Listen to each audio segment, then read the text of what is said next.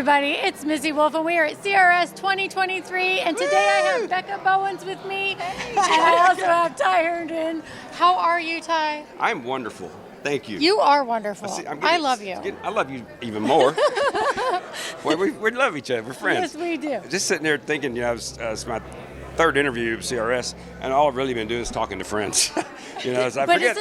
I've been doing this 25 years. Yeah. It's the greatest thing because that's how my interviews have been all day today too, and it's like you don't feel stressed out or uncomfortable when you're talking with friends. I'd be happy if I could get stressed out. I'm kidding, God. No. Don't send Ty any stressors. No. I did not say that. You got enough going on. You got a wedding to plan. Whew, that's stressful. Yeah, but I've got really good girlfriends. I just handed it over to them. Like, yes, so. Truly, I did. I'm like, I don't care. Ask Alex what he wants. I'm good. So I just wanted a barn with strings of lights. So I got my wish with that. So. That's the kind of wedding I'd want. Yeah, man. You can come barefoot if you want. I don't care. Ty, you are such an inspiration. You have an incredible story. Can you tell me a little bit about your story and how your story can help so many people? So tell me a little bit about everything you've been through and how far you've come. Well, you guys just go buy this album, Jacob. It tells the whole story in there. Oh man, we're just wrapping up my book. It's so weird for me to say that. Who cares to read my book? I felt that way. And 6 months into it, I'm like, okay, this isn't about me. This is about a story that of a life that I've been allowed to lead that's had some ups and downs, but being perfectly placed where I'm at today. To be that 10-year-old, I was called to be a preacher when I was 10 years old in a tent revival, and it's interesting. All these years later, I'm not really a preacher, but I'm a teacher. I get to talk to a lot of kids, and I get to do full-on worship through songs. Just life worship is what I like to say, because I like that word a lot. And I know a lot of people aren't religious or universe, whatever, something bigger than you, that we get to actually kind of worship the day and worship your story. And it might not be a great story, but you look for the miracle in the day. And I wake up every day that way now. And and talking about a wedding, I'm like, girl, I thought I'd been in love before. You get it all worked out and get all your trauma bases, and all of a sudden God sends this. Come walking in the room, I'm like, I don't know if I can handle this. This is what this feels like. Okay, all right, great. Here's my house. You deserve so many wonderful things. Thank you. You have given back to people and really, truly inspired other artists. And I'm an artist myself, and I just want to say thank you. Thank you for your stories, and thank you just for being vulnerable and putting yourself out there. It makes a huge impact on artists and other people who are just trying to make it in this world. This is a tough life to live. We all live with our struggles. I wish everybody could be a songwriter, because it's the greatest therapy. I'm sure you agree. Just you go through something and you find the words that you really sometimes can't get out of your mouth, but you can put it in a song. And it's so interesting to me, especially this time, because I used to kind of struggle with sitting down to write, because I would only write when I was doing an album. With Jacob, I actually fell in love with writing, because I don't think there was a song on this record that took more than 3 hours to write, because we were in the nitty-gritty truth. Just sitting down in the living room floor. And then we wrote a great song and went to lunch. We felt good about telling our stories. It's so interesting as well, as a songwriter. You guys may find this very interesting. I didn't really specifically put two songwriters together to come up with an idea or a song. But every song we sat down to write with different people. We came up with an idea, and in the middle of it, it actually got to be a little bit spiritual and comical at the same time. So, God with a Gun. I'll just an example. Cry. That one. Really, really tough time that has a happy ending. Yep. In the middle of it, Jamie Floyd breaks into tears after the first chorus. I said, "What's going on here?" She goes, lost a really close family member just last year to suicide. And then Eric Halbig lost a best friend. And So in the middle of the song, I said, "You guys know this does have a happy ending.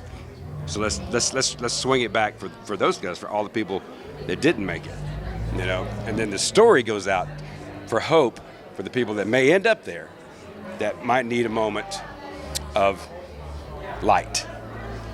And that song was never meant to be a dark horse. It wasn't. It came. It was a little miracle. So you were writing the song, but God was holding the pen, right? absolutely. And he's a smart ass sometimes. Yep. You can quote me on that. You know what? You are so right with that. I always say he has a sense of humor. If you just listen, he has a huge sense of humor. I praise the Lord that just in this last 2 years, he changed the channel from Herndon Television in his office. It's no longer that interesting. Oh my gosh. I don't even know how to follow up after that question and that story, because you, like, why am I here? Like, this should just be you two. Like, this is Are fantastic. you kidding me right now? Why are you here? Oh my God. You guys don't even know. I love these two people with all of my heart. And Ty, you've been absolutely amazing. And you know, like the first time I met you, I cried. Now I'm eating my hair. This is great. Hold on, we're gonna fix this. The first time I met you, I remember just crying because you played such a big role in my life. And then when you did the live stream at our house, and I was listening to God or the Gun, like I'm crying my eyes out again, because there you are in my life again. Like, you know, I mean, I was that person. I was that person with the gun on the floor, on my knees, turned the radio on, and it was, you know, lyrics of my favorite, you know, yes. rock star that made me put it down. But then you write a song about it, and it just, man, it's just, it's amazing and emotional and just powerful. Country radio is free therapy. Yes, it is. So many people deal with a lot that he writes about, but we don't talk about it. Well, I think COVID took us to that place. I think we were all coming back going, what do we got to say about been this there. mental health thing, you know? But we keep it inside, and we just don't. We're either scared to talk about it, but you have the courage to talk about it, and that's where you can make a difference, if you can find the courage to speak about it. Do you ever feel like as a songwriter you don't have a choice? You don't. Yes. You just start writing, it comes out, and you're like, you know what, I can't keep this to myself. I This stopped is making supposed excuses to help for others. that. I did, because I used to make an excuse for it. I'm like, that's too personal. I don't want to write that. Now I'm like, don't come in my house if it's not going to be personal. You know, earlier you said you wish everybody could songwrite, you know, because it's therapy. But what you don't understand is, from the non-writer, when we can't find those words, we latch onto yours, and your music is therapy. Like, your lyrics are therapy. So you need to understand that too. Like, if everybody could do it, everybody would. It's not for everybody. You know, it really isn't. And for me, I just feel like I'm perfect for listening to it all, because I really do soak it all in, and I relate it to my life. And so I got to thank you for that. I'm gonna take your thank you and I'm gonna give it to my mama right now, because my mama taught me pretty early on, it's not really about my singing. She goes, it's about the listener. Whatever's coming out of your mouth and your heart, make it that somebody wants to hear it, because you're touching their lives.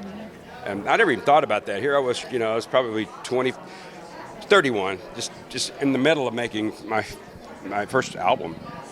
And A Man Holding On to a Woman Letting Go was the song. I wasn't writing then, maybe some gospel stuff, but That's one of my favorite songs, by the way. It's well, such a beautiful I song. I was upstairs in my office listening, because we would get like tons of CDs pitching songs, or they would pitch to me. I'd get home off the road, and there'd be boxes of them, and I put that song in and played a chorus of it, and I took it right out.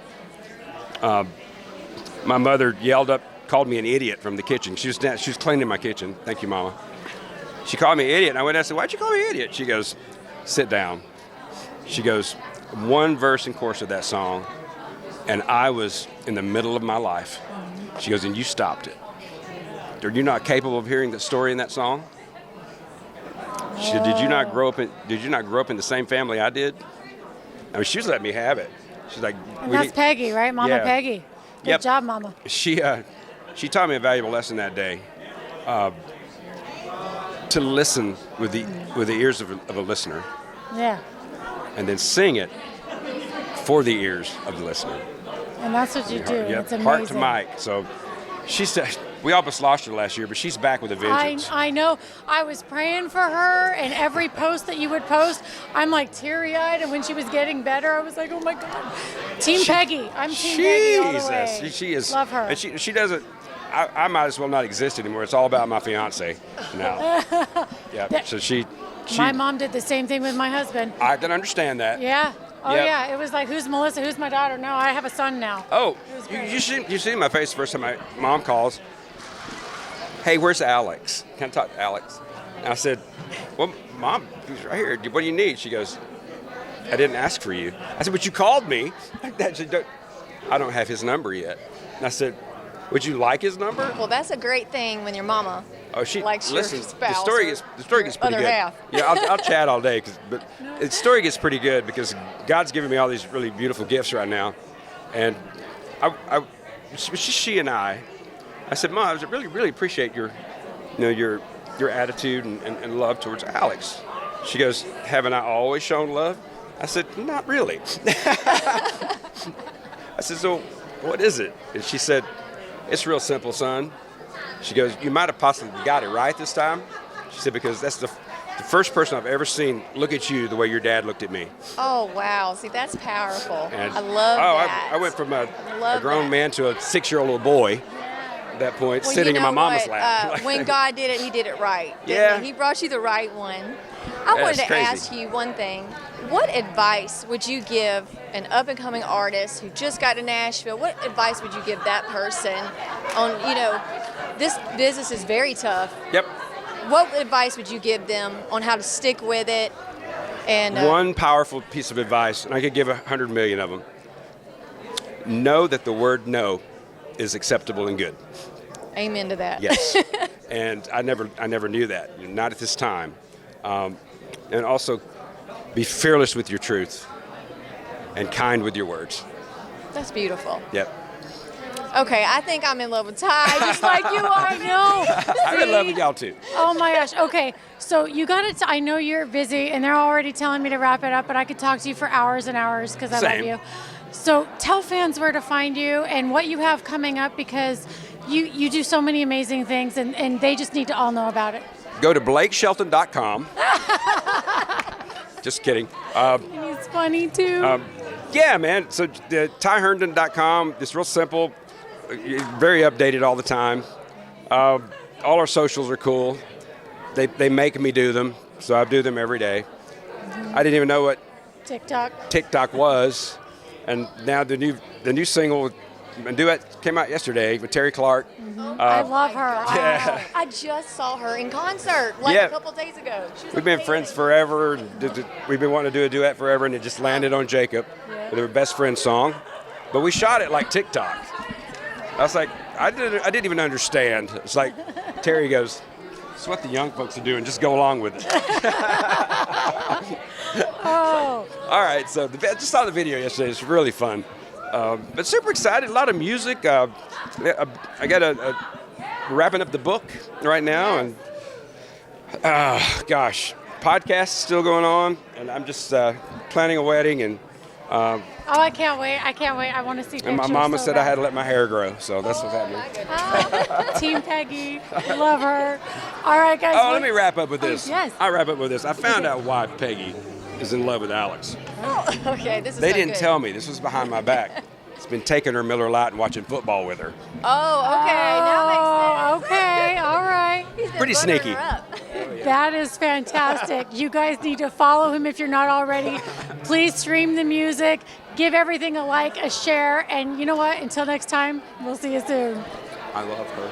I love him more.